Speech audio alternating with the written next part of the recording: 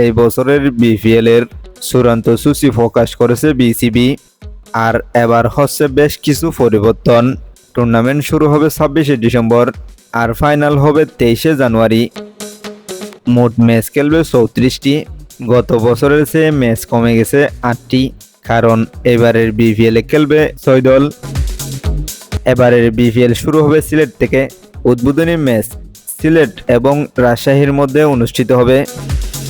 সিলেট পর্ব শেষে দলগুলো যাবে চট্টগ্রামে, আর চট্টগ্রাম পর্ব শেষ হলে দলগুলি যাবে ঢাকায়। সব মিলিয়ে মোট 3 পর্বের বিপিএল ঢাকায় শেষ হবে। 19শে জানুয়ারি অনুষ্ঠিত হবে প্রথম কোয়ালিফায়ার, আর 21শে জানুয়ারি অনুষ্ঠিত হবে দ্বিতীয় কোয়ালিফায়ার। ফাইনাল 23শে জানুয়ারি। ফাইনালে রয়েছে রিজার্ভ ডে। যে 6 দল লড়বে শিরোপার জন্য এবারের বিপিএল এ ঢাকা, সিলেট, চট্টগ্রাম, রংপুর, রাজশাহী এবং নোয়াখালী। সবাই তো বলতেছে নোয়াখালী কাপ নেবে। আপনারা কি বলেন? কমেন্টে জানিয়ে দিন।